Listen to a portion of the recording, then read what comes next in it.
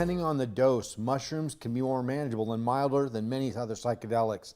It has a playful, frivolous character. Laughter, silliness, and fun are commonly held evaluations. Yet it is a potent and powerful psychotropic, and the user is immersed in the experience.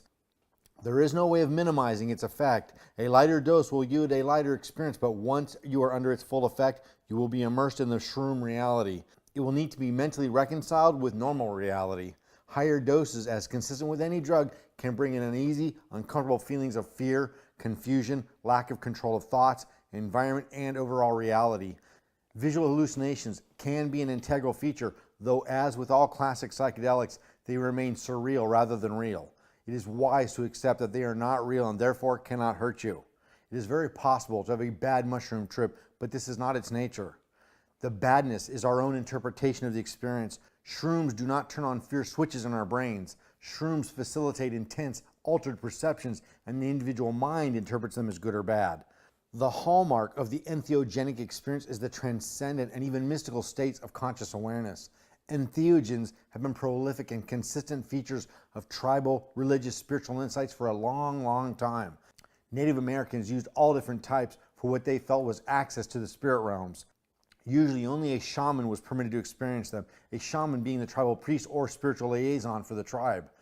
The visions and perceptions gained in the entheogenic state were capitalized on by the tribe for insights and advice on tribal decisions, as the shaman used entheogens to consult with the spirit realm. Entheogens are often used in elaborate ritualistic ceremonies for these tribal people. Ceremonies and rituals are ways of respecting not only the entheogen itself, but the mystical or spiritual forces invoked by it. Like a sailor respects the sea, the shaman and other participants respect the entheogen.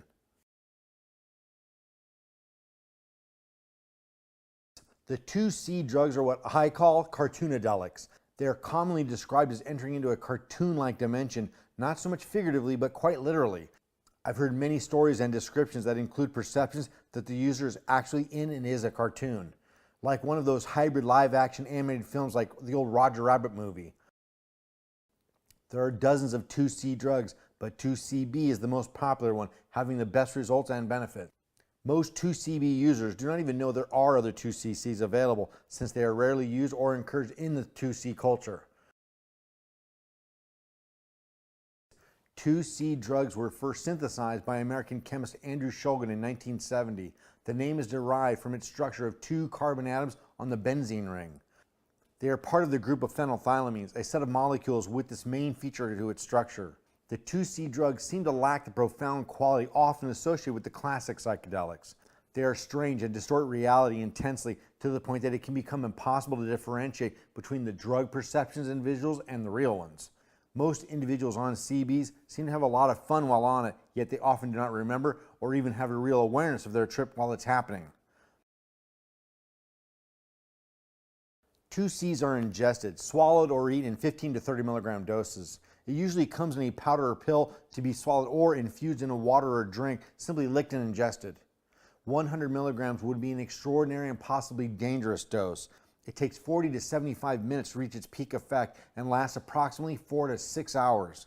The onset of the drug is accompanied by feelings of restlessness, anxiety, and stress, similar to amphetamine or meth. There are approximately 2 to 4 hours of a come-down effect of discomfort, both mentally and physically, with little hangover consequence.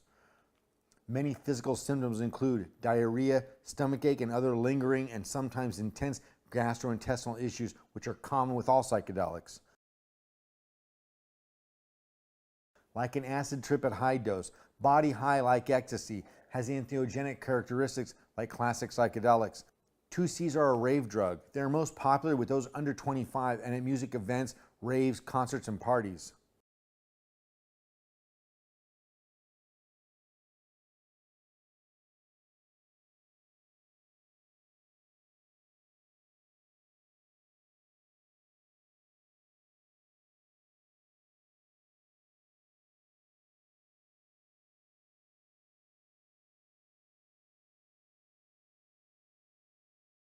Wait it out and don't do more. If someone is clearly unstable and possibly a danger to himself or herself, that person should be watched over and not left alone. Supervising him or her should be subtle so that the person does not become paranoid, resentful, or defiant.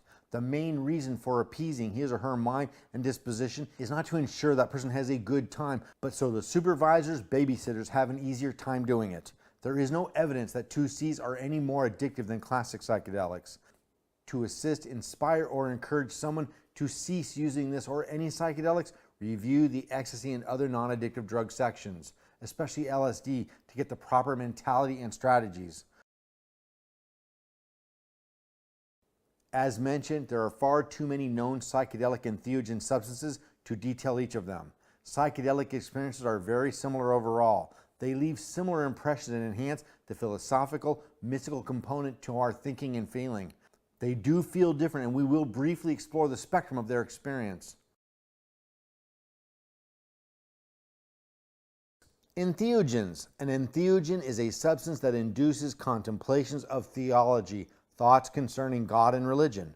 These are plants with psychoactive molecules. These include mushrooms, psilocybin, ayahuasca, DMT, peyote, Jimson seeds, and many, many others. Most psychotropic plant drugs work predominantly with serotonin in the brain, enhancing its release and minimizing its uptake, thereby making more serotonin available for longer than what the brain can do on its own. The suspicion of all psychoactive substances is that they interact and affect components of the brain we simply are in the scientific infancy of understanding. Psychedelics go beyond where SDNE, neuro-quasi-spiritual experiences are manifested from. Psychedelics go beyond where SDNE, neuro-quasi-spiritual experiences are manifested from. Read the LSD and general psychedelic sections to explore.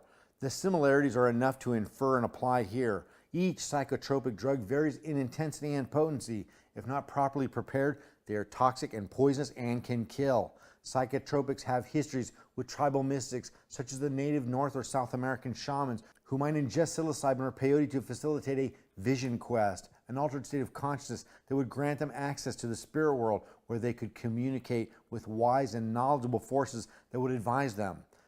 Psychotropics have varying emphasis. Some are more entheogenic and some are more mundane, depending on the drug and the individual.